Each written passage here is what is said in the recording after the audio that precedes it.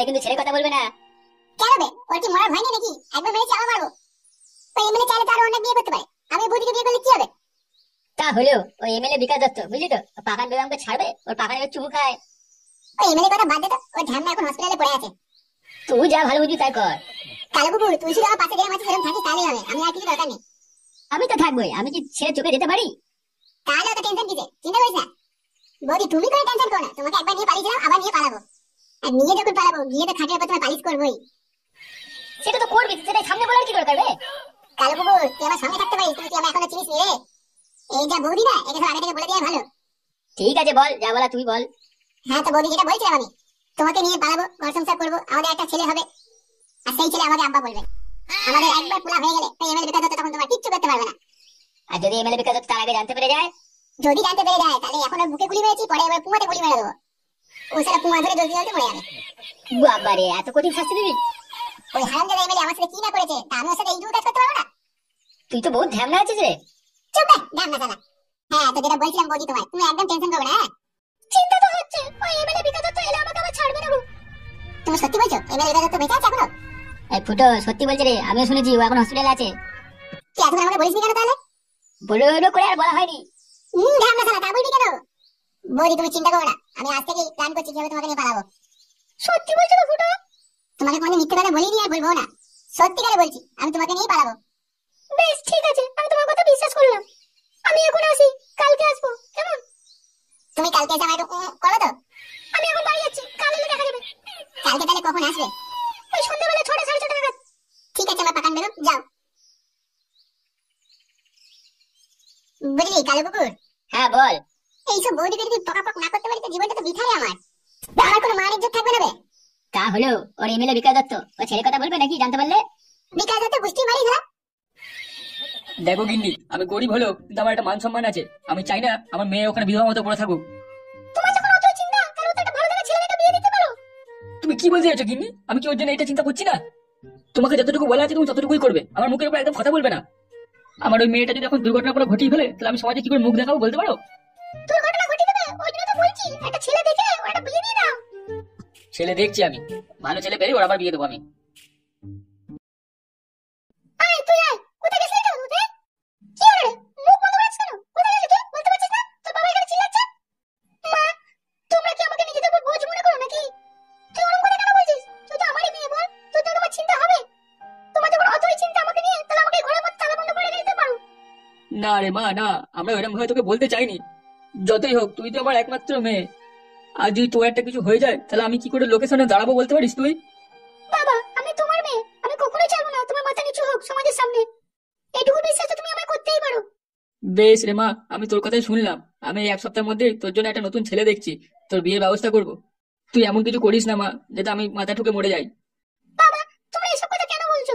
আমার স্বামী এমএলএ এখনো বেঁচে আছে, ওই যখন খুশি তখন চলে আসতে পারে। বাবা শোন, তোকে আমি আর ওখানে পাঠাবো না ওই শয়তান লোকটার কাছে। আমিও যেতে চাই না মা ওই লোকটার কাছে। এখন আমি যাচ্ছি, আমার ভালো লাগছে না।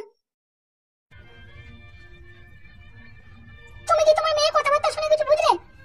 ওর কথাবার্তা শুনে তো মনে হলো ওর মনের ভেতর অনেক কষ্ট লুকিয়ে আছে। বুঝতেই যখন পেরেছো, আর দেরি করো না গো। তুমি তাড়াতাড়ি একটা ছেলে দেখো ভালো দেখে। ঠিক ঠিক বলেছো গিন্নি। তাহলে দেরি করো না, যাও। ঠিক আছে, তুমি ঘরে ওর খেয়াল রেখো, ঠিক আছে? হ্যাঁ, তুমি চিন্তা করো না, আমি আছি তো বাড়িতে ওকে দেখার জন্য।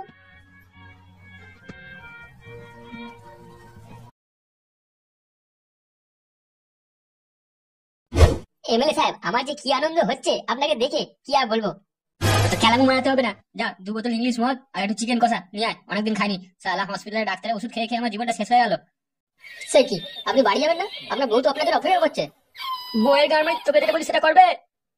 ঠিক আছে, আমি এক্ষুনি নিয়ে আসছি। বলছি সাদা কুকুর হামসাফার এরা দুজন কোথায় গেল? দেখতে পাচ্ছি না তো। এমএলএ সাহেব, আমরা চলে এসেছি। কি রে সাদা কুকুর, তো দাড়ি কোথায় গেল? আর বলবেন না এমএলএ সাহেব, গ্রামের লোকের ভয়তে কেটে ফেলেছি।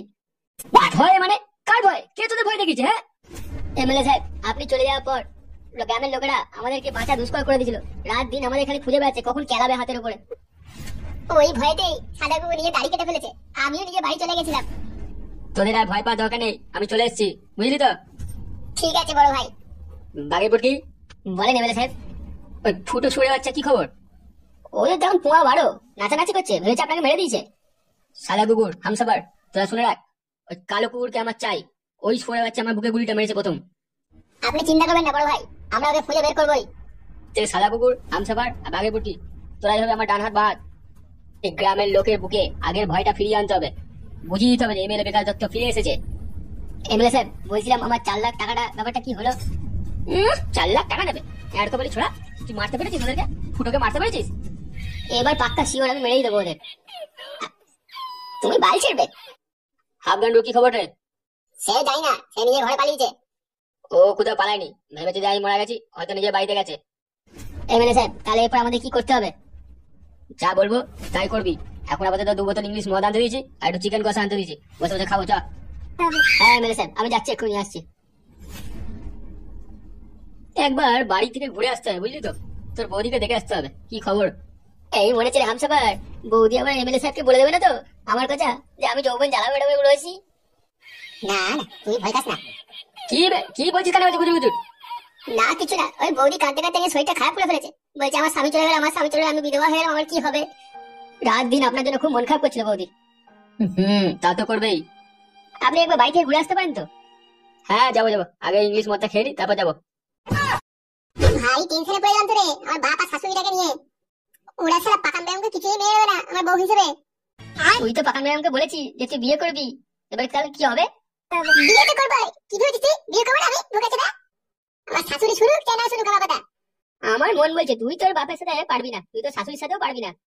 চল না তুই দাঁড়িয়ে থাকবে, আমার কিছু। তুই বল তুই কি করে বিয়ে করবি পাকান ম্যাডামকে? তোর বাড়িতে তোর বউ রয়েছে। আমি যে পাকান ব্যায়ামকে এদিকে চিক চিক করে দিচ্ছি, সেটা না বাইরে যায় না। কি বলছিস, সত্যি করে যায় না? এই ঢুকেছে না, আমি বউকে বলবো যে আমি পাকান ব্যায়ামকে নজর দিতে যাই? তোর কথাবার্তা আমি তো কিছু বুঝতে পারছি না রে। ছাপা মুসালাই মালটাকে আমি কি করবো রে? কি আর করবি, বাথরুমে হ্যান্ডেল মেরে নিয়ে যা। বাচ্চা মেয়ে কি হবে? পাকান ম্যাডামের কথা মনে পড়লে তখন বাথরুমে হ্যান্ডেল মেরে নিবি।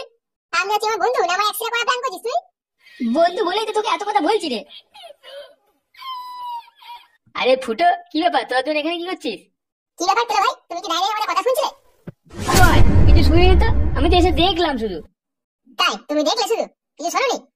কেন বে, কি হয়েছে বল না, কি নিয়ে কথা বলছিস তোরা? এমএলএ সাহেবে বউয়ের ফুটো মারার কথা হচ্ছে। আমাকে চেনো তো? আমার কি নাম? থু। কি হলো বে বোকাচোদা? শেষকালে ওই হলহলে মাগির ফুটো মারার কথা হচ্ছে? বালের মতো কথা বলছো নাকি তুমি? আরে কেলোদা, ফুটো মারতে গেলে জানো তো ফুটোর কি কি লাগে? কালো কুকুর, কথা মাঝখানে ফোন করবি না, নয়তো রোদ ভরা দুপুরে গানটা শুনেছিস তো? না আমার আনি ফুটো, তুই কি এখন এইসব কথাবার্তা কেন বলছিস? আমার মন ভালো লাগছে না, আমি পাকান ব্যায়ামকে রং দেবো, আমি ওকে বিয়ে করতে চাই। কেন বে, তোর তো ঘরে বউ রয়েছে, তুই লোকের বউকে নিয়ে কেমন টানাটানি করিস? কেলো ভাই তুমি বাল জানো, ও ফুটো পাকান ব্যায়ামের ফুটোর নেশায় পাগল হয়ে গেছে।